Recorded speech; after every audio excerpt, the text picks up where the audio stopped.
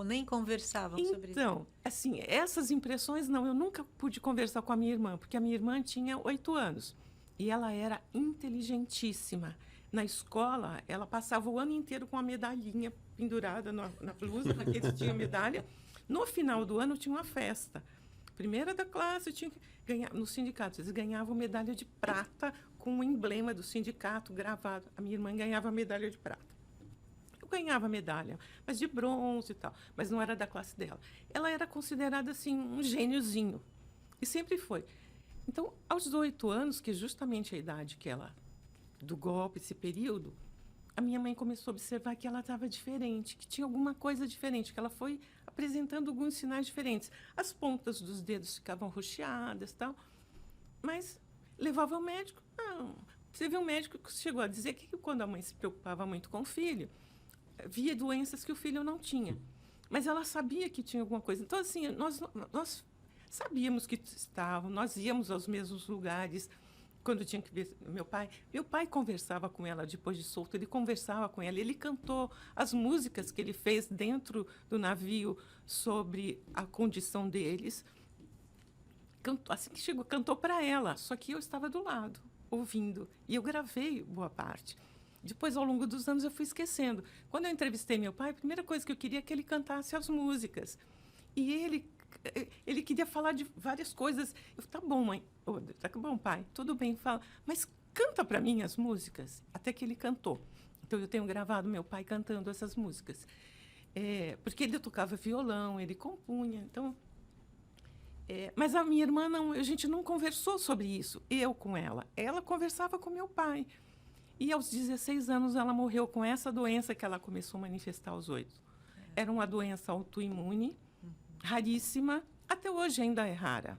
Esclerodermia. Assim, minha mãe, eles fizeram tudo o que podiam por ela.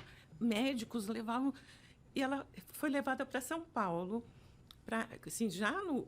Assim, 15 dias... Ela ficou 15 dias internada em São Paulo, até falecer. Em 72, com 16 anos e 8 meses. Ela foi para uma consulta e os médicos resolveram deixar lá. Que era a Escola Paulista de Medicina, hoje Unifesp, e eles trabalhavam junto com o Hospital São Paulo. Então, ela ficou no Hospital São Paulo. E, na verdade, ela tinha essa doença. Ela foi tratando ao longo do tempo, mas os médicos não sabiam muito. E ela estudava inglês no CCBEL, que hoje já não existe mais. O Centro Cultural Brasil-Estados Unidos. Ela estudava inglês. E ela participou de congresso internacional com o médico dela, com outros médicos de fora.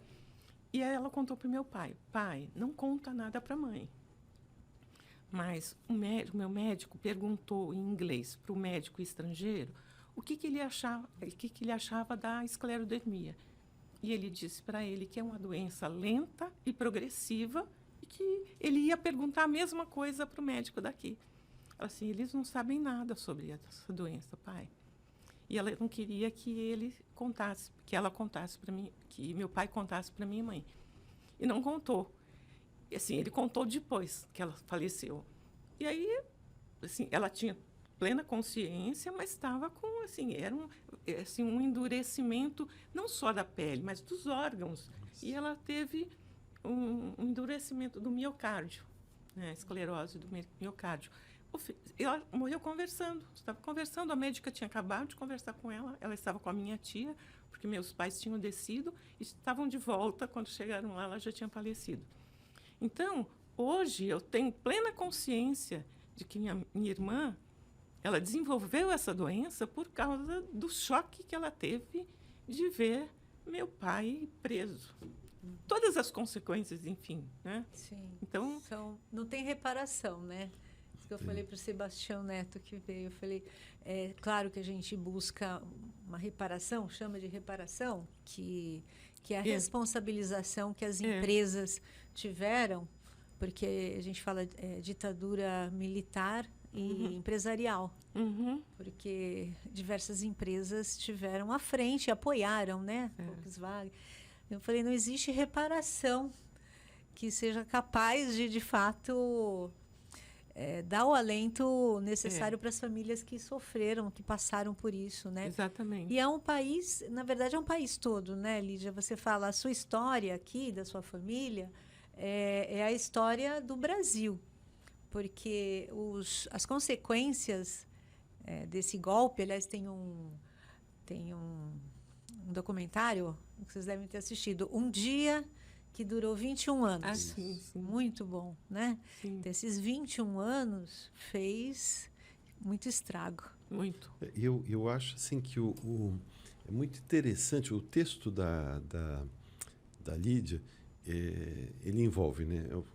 Assim, quando eu li, eu não conseguia parar, né? Pode ser assim, de ler, porque realmente ele é muito envolvente, precisamente porque ele dá este caráter concreto, pessoal, né, a um período que a gente costuma trabalhar do ponto de vista conceitual, né? Então, no mundo acadêmico, né, a gente procura fazer análise do que representou a ditadura empresarial militar de 64, mas a gente costuma trabalhar muito no nível, pode ser assim, né, do que representou do ponto de vista histórico, né, da relação, né, que os setores do capital, né, da burguesia brasileira, que eles estabeleciam com o capital internacional, o apoio norte-americano, o envolvimento, pode ser assim, né, das Forças Armadas com esse processo a partir de um papel absolutamente equivocado, né, que foi sendo construído em relação a responsabilidade delas perante a República, né? Algumas dessas coisas, por sinal, não foram desmontadas até hoje, né? A gente viu muito recentemente, a gente está assistindo, né, o que esses desdobramentos do que foi o governo Bolsonaro, do que foi a tentativa de golpe de Estado, né? As pessoas nas portas dos quartéis exigindo golpe de Estado, intervenção militar, né, nesses termos é golpe de Estado, enfim. E a gente vê que setores das Forças Armadas que se entusiasmaram com a ideia de uma nova ditadura, né? Então, isso tudo, às vezes a gente costuma trabalhar no campo acadêmico, do estudo, de uma forma muito distante, né? Trabalhando, né, o que representa, o dado, etc. Agora, eu acho que esse texto da Lídia traz muito da dimensão não simplesmente da história, mas da memória, né? Quer dizer, como que isso é vivenciado nos dramas pessoais, familiares, né? Como que o olhar de uma menina de 6 anos, né, pode ser assim, consegue compreender, perceber aspectos às vezes muito sutis, né? Pequenos detalhes que vão dando esta concretude. E isso é muito importante, né? E hoje mais do que nunca, né? Porque até já, pode ser assim, a frase ficou meio desgastada, né? Mas quem não conhece o seu passado está condenado a repeti-lo, né? E a gente viu isso, né, no Brasil em 2018, né? Há uma parcela da população brasileira, tem uma pesquisa muito interessante que o Datafolha faz já há muitos anos, que mostra que nós temos, né, tínhamos, né, um grupo que girava sempre em torno de uns 15%. Alguns anos eram um pouquinho mais, alguns anos um pouquinho menos. 15% de pessoas que não valorizam propriamente a democracia, né, que tem uma mentalidade no sentido conceitual, propriamente dito, de natureza basicamente fascista. E então essa pesquisa mostra que você tem uma parcela, né, da população que pode ser assim, não conseguiu compreender, ou se compreendeu, não conseguiu avaliar do ponto de vista ético o que representou 21 anos de ditadura militar, de ditadura empresarial militar, né? Porque a lógica da ditadura era de fortalecimento de determinados setores da burguesia nacional e internacional. Agora, eu acho que hoje é fundamental a gente cultivar a memória, e agora, esse ano, né, completando 60 anos do golpe, eu acho que é um momento estratégico para a gente trazer à tona não somente a gravidade do ponto de vista ético, político, né? Uma parcela da população está percebendo, esse dado até que estava citando o Datafolha, sempre girou em torno de 15%. Este grupo hoje está em torno de 30%. Né? Na eleição do Bolsonaro, claro que na eleição do Bolsonaro, acho que teve alguma interferência aqui, uma furadeira em alguma sala. Enfim. Então, na eleição do Bolsonaro, houve, pode ser assim, uma experiência bastante, digamos assim, né, um descontrole, né, da nossa capacidade de defender e resguardar a democracia, né? Então, eleger em 2018 alguém que passou, né, toda a sua vida pública, 28 anos dentro do Congresso Nacional, fazendo apologia da ditadura, do golpe militar, da tortura de torturadores, né? Então, a população brasileira, a maioria do eleitorado, atribuir o poder máximo, né, político a essa pessoa já foi um fato gravíssimo, né? Então, pode ser assim, isso foi uma parcela conseguiu rever, né, o seu erro. Em 2022 não elegeu, né, esta figura sombria.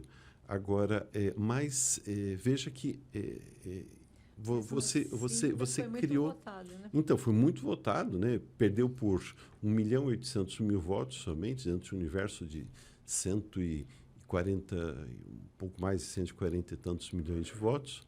Então, nesse cenário, é muito importante que a gente trabalhe, né, a memória, né? Não é só o conceito, né? Não é só a gente tentar mostrar para as pessoas, olha, o que isso representou, o que isso representou, por exemplo, em concentração da renda, né? Então, do ponto de vista da concentração da renda, a ditadura foi desastrosa, né? Isso afetou concretamente a vida das pessoas, né? A repressão aos trabalhadores, aos sindicatos, como o sindicato do pai da Lídia, né? Na realidade, ela estava viabilizando, né, um projeto de redução do poder aquisitivo da classe trabalhadora, né? Com o governo João Goulart, você teve, né, pode ser assim, um horizonte de esperança para a população do campo, para os trabalhadores, etc. E no conflito de classes, na contradição concreta dos interesses que tecem a sociedade brasileira, né, o golpe militar veio para defender os interesses de quem concentrava o capital, né? Então, mas isto tudo... a gente sabe, muita gente não sabe, muita gente esqueceu, né? E eu acho que nos 60 anos do golpe a gente tem que reavivar isso. E eu